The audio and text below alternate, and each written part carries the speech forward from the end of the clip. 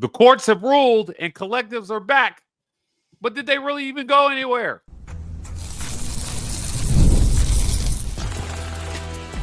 You are Locked On UCF, your daily podcast on the UCF Knights, part of the Locked On Podcast Network, your team every day.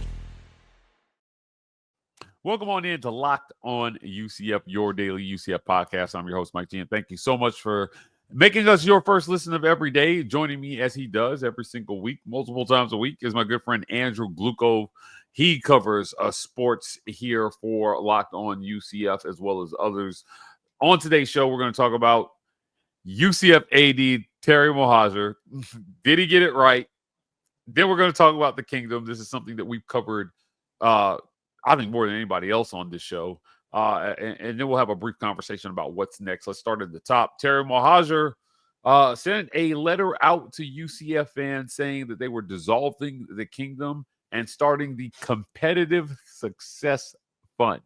Now, this was a move that you noted could be in response to that cap being set at $20.5 million. UCF not being able to fill that cap and saying, hey, let's just focus all the dollars on the Competitive Success Fund. And until we fill that bucket, Andrew, no need to go out and get anything, start anything else. Subscriptions remained active to the Kingdom for a time. But pretty much what this ruling that came down from the House, it says that they are going to look at deals from the NIL collective like any other third-party business, which means that those funds potentially do not count towards your cap. Talk to me, man, about this ruling and how you read it and what insights you have on what this will mean for UCF athletics. Well, my first take is this creates a soft cap. You know, the original plan of the House settlement was to create essentially a salary cap with some room for some outside stuff from non-booster entities, you know, businesses and whatnot, to be able to pay players for services rendered. You know, it's not just pay to play; they're actually got to do some work to earn the coin. This kind of takes some of that away and allows those organizations that are closely tied to athletics, like a sponsor to athletics, instead of the original ruling, which would say, hey, I'll use Carl Black, the auto dealership that Carl Black and Gold Cabana has the naming rights.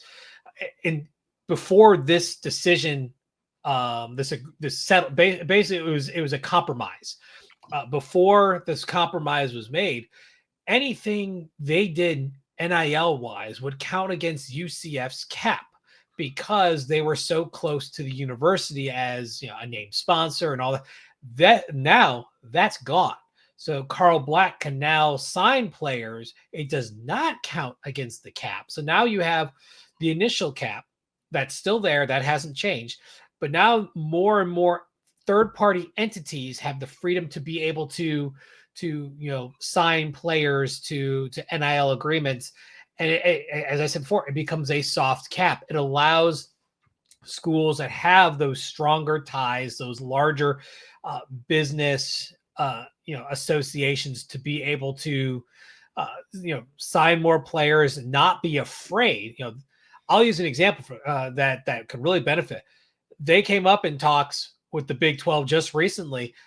Memphis has very close ties to FedEx. Well, before this, any NIL deal that FedEx did could have come back and hit Memphis's cap. Not anymore. So you're talking, a company that's already said they're going to, put millions and millions of dollars into Memphis sports. They could sign players to NIL deals and not worry about that cap.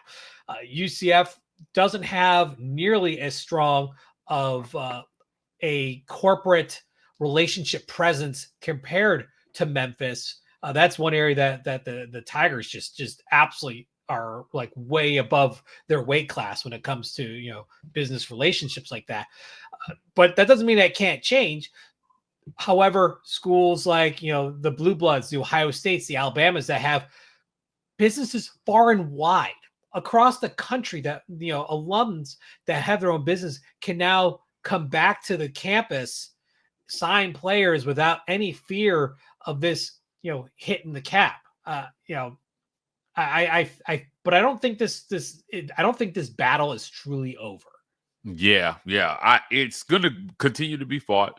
I've talked to conference commissioners, I've talked to coaches, I've talked to GMs of some of these schools, and the line has always been at: is whatever they're talking about going to be enforceable, and should we adhere to rules that they haven't proven they can enforce? Some schools have taken a kind of a more cautious wait and see approach. It's cost them in recruiting. And that's why this is important. When you look at what UCF has ahead of it on the schedule, you're talking about a lot of teams that potentially have a talent base much greater than what Scott Frost has to work with. And he's got to close that gap. NIL is going to be a huge part of that. And you need every dollar available that you can have. And if for some reason UCF finds themselves up against that, what we think will be $15 to $16 million that football has available, that's a good thing. That means that you're providing deals and that you're getting higher level athletes than what you have to come into your program. Now, they're still going to need results on the field, Andrew, to make this all go. But certainly this ruling removes what I'll tell you. Greg Sankey of the SEC commissioner, said this to me. He called it guardrails. He said, schools asked for guardrails. We gave them guardrails, and then they mounted legal challenges to the guardrails that they asked for, which is highly frustrating. So when you're talking about the other conferences, I can only imagine the amount of frustration that their commissioners have with saying, hey, look, we're trying to move forward, but we cannot move forward until we all agree on the rules. And I'm telling you who's driving this. It's the guys that have more money than UCF that are driving this, because they're saying, hey, if we've got more money to spend than you, that should be an advantage for us. And we're going to make sure that stays an advantage for us. Oh, absolutely. And here's the thing. Because this is still, we're not even in year one yet. We're like at the infancy part where we're wait until August 1st where you can actually start seeing a little bit of enforcement. So we're kind of in that week 0 point of year one.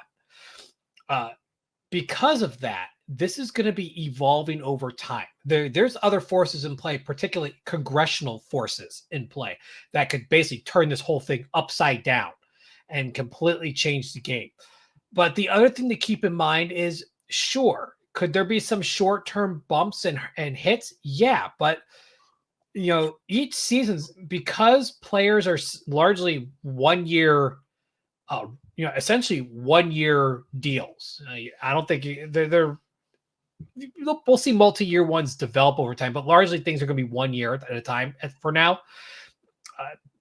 Say, UCF, takes a very conservative approach, and this kind of messes things up. You know what?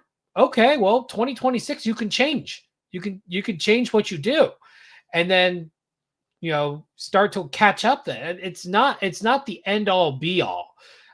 Just because there's no collective at UCF right now, and we're based on this agreement, collectives are able to do more. That's not the end of the world. UCF could bring it back. I mean, there's all sorts of moving parts, and who knows? There's 2 congressional bills that are being worked on to get presented. They're 2 very differing ones. One would completely nullify everything that just happened, and one would open the door for collective bargaining, which would turn everything upside down anyway. So, I mean, this is far from settled, and I can understand where Terry Mohajir took a conservative approach and brought everything in-house and took the safest route possible with the dissolution of the kingdom. Right now, it doesn't look so good, but that doesn't mean, 1, it can't come back, and 2, it may be a moot point before it's all said and done. We're far from settled. Yeah, I agree with you 100%. Look, if anything we know, it's that nothing is set in stone here when it comes to NIL and all the many legal challenges that will be on the horizon. But part of the move, as we mentioned at the top of the show, was to dissolve the kingdom into the competitive success fund and kind of focus the dollars. Could we see some version of the kingdom come back? Is the kingdom dead? Is thy kingdom come? We'll talk about that after a quick word from our sponsors. This episode of Locked On UCF is brought to you by our friends at FanDuel, America's #1 sportsbook. Summer sports are in full swing, guys, and whether you're all about baseball and the lights or golf on the green or high-stakes soccer, FanDuel is the best way to make every game even more exciting. You're already in the action. Why not make things a little bit more spicy with FanDuel? You can get in on the game while your friends are getting sunburned at the beach. I don't tan, so I'd rather be betting at the beach, but that's just me. New to FanDuel, new customers can bet just $5 and get $150 in bonus bets if your first bet wins. Open the FanDuel app or visit FanDuel.com to get started today and get in on the action. FanDuel, America's #1 sportsbook.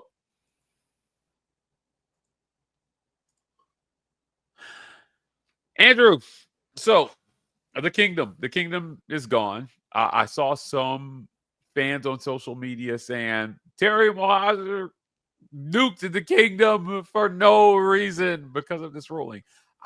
I'm not sure that they have an understanding of why the kingdom went away. Now, again, you reported that without an expectation that you're going to fill that $20.5 million pot, your collective may not serve much of a purpose beyond that. For schools that expect to fill that like that, you needed your collective to provide deals above and beyond what was available in that fund. Talk to me about the kingdom, man, and why it was or wasn't the right decision to dissolve it. Well, as it currently is designed, it was catering to the same people. And that's a large part of why it was dissolved into the competitive success fund.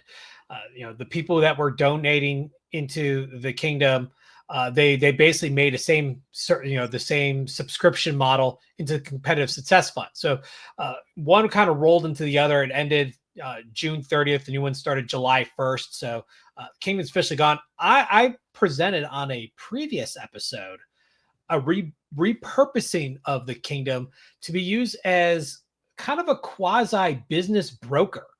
Okay. If a business wants to do an NIL deal with UCF, you would come to the kingdom as a way of helping bridge between the athletes and yourself. And then the players have a chance to look at different opportunities.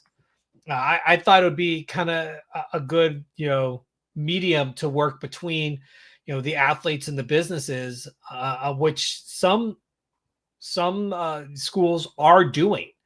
And, that doesn't mean it can't come back and be used as this. Again, it comes back to the fact of, Terry and UCF athletics took a conservative approach with this.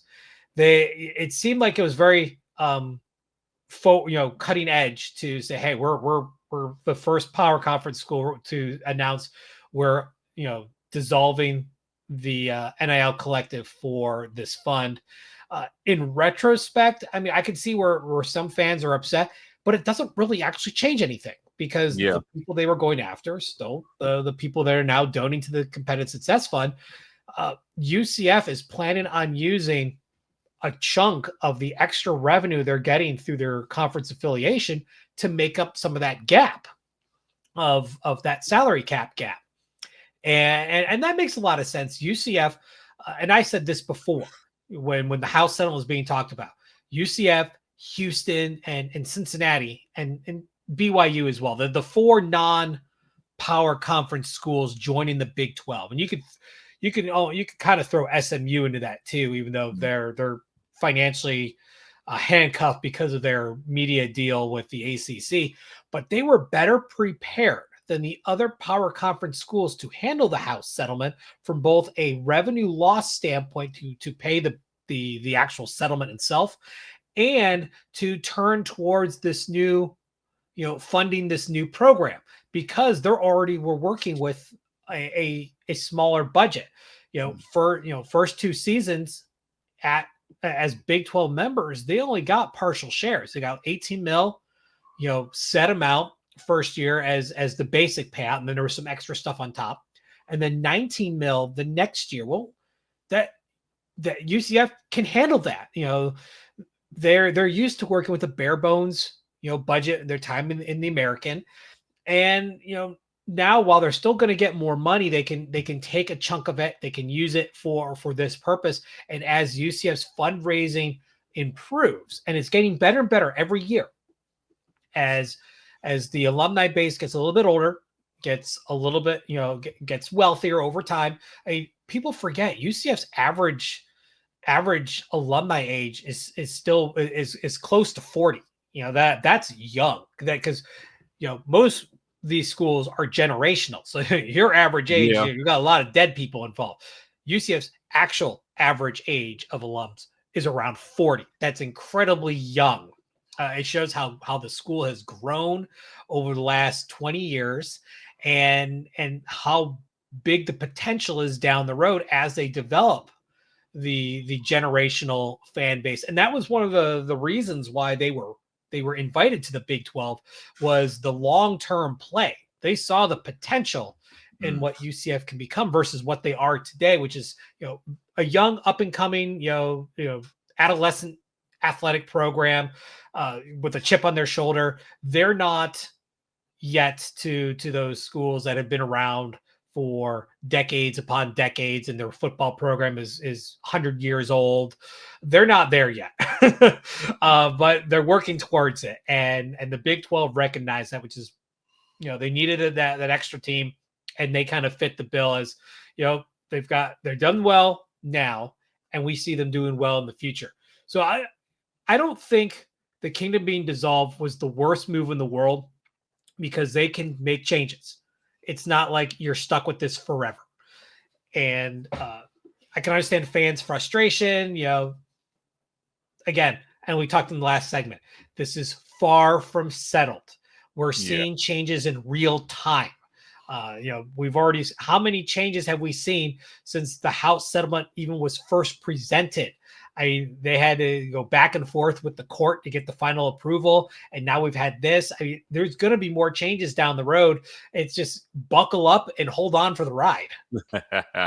Buckle up and hold on for the ride. Indeed. A lot of tough decisions have to be made, Andrew.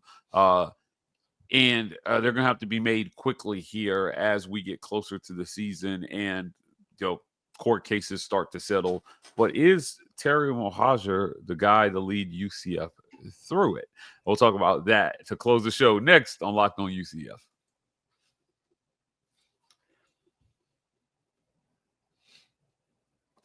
Is Terry Mohajir the guy to lead UCF through to the promised land? He brought home Scott Frost, a move that was widely popular with the fan base, but there have been a lot of complaints outside of football about the state of UCF athletics under Mr. Terry. Talk to me here, man. Again, he was being mentioned on social media for having made the decision to dissolve the kingdom. Messaging seems to be a little bit of an issue with this AD. I think that he has got some really good ideas. I don't always think that when he speaks or puts things to paper that those things come across the way he intends. But is Terry Mohajir, the guy to lead UCF through what will be a very difficult, I think, process for a lot of schools to navigate here with NIL? Yeah, well, I do want to point out that he is getting extended 2 more years on his contract. Okay. But here's the thing, and you got to look at this from a few different ways. A lot of people view Danny White, the prior AD, as the guy, and it's hard to be the guy that follows the guy. It's the Ron Zook situation. Yeah, you can be, pretty good, but coming after the guy who really did some magic, that's hard that's high standards to live up to. Now, Danny White did make some mistakes. He was absolutely dreadful with football scheduling. he tried, but then he outkicked his coverage with the comments about, UCF should only have home and homes. And so, and power conference teams largely didn't want to deal with that. So UCF had a lot of scheduling issues that Terry had to clean up. And I think Mohajir did a pretty good job of doing that. He kind of inherited a bit of a mess. Let's fast forward a bit. Some people have questioned his hirings, but you also have to remember, this isn't the American. This is the Big 12. And so UCF's going from big fish in a small pond to a small fish in an ocean.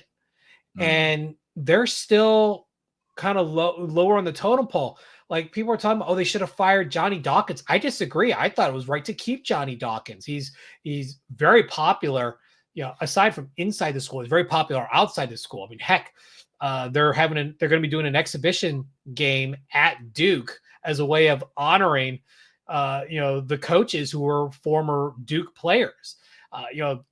You get that special little extra something. And UCF basketball has never really received much support from the administration. It just never has. Johnny, punched above his weight class when it came to results first investment, and you're seeing it even more so since joining the Big 12. I mean, they got to the college basketball crown final. They for a good portion of the year, but they dealt with some bad, some injury issues, and they stayed within the discussion of possible, NCAA bubble for a good portion of the year. That's something to be proud of. This is a basketball program that has won, and I repeat, one NCAA at-large berth ever, and it was from Johnny Dawkins. The fact that while he wasn't the original hire, he's been kept. He's been, his contract's been extended. So at this point, he being at the program still was a Mohajir decision. So now he kind of owns what Johnny Dawkins is doing. Bringing back Scott Frost was a major shot in the arm to the fan base. And was it the most popular move from the talking heads? No, absolutely not. But it really was an adrenaline hit for the fan base and for Frost himself, as well as Mohajir's reputation within UCF fan base. Here's truth: Terry is a stand-up guy. He has a lot of energy, and that's an understatement. Sometimes energy, if not direct in the right place, can be a little bit destructive, but it also can be contagious. Good energy and bad energy. Every time I hear Terry Mohajir talk, it radiates with a very optimistic energy. And unless you are looking for reasons to be upset, it's hard to like be angry. When he talks about, moving into a new conference, or the expansion of Roth Tower, or the other projects in place, or the new coach that he brought in, it's hard not to feel excited. It's a lot of stuff that's outside of our control. The things that happen from other universities or conferences or the NCAA, that's outside, the control of us, the regular people, of Terry Mohajir, the athletic director, or anyone else. So I think he's rolled with the punches. He's taken a conservative approach, but has used those little bit of opportunities to try to bring UCF to the front of the media, conversation. And, it's not bad notoriety at this point, but, we're still seeing UCF grow. We're still seeing them develop as a now power conference team. So you need ways to, and sometimes unconventional, to become, someone that people talk about. And the move in NIL, with the dissolution of the Kingdom being the first power conference school to do it, was a way of doing it. They were planning on doing it anyway, so they kind of got ahead of others.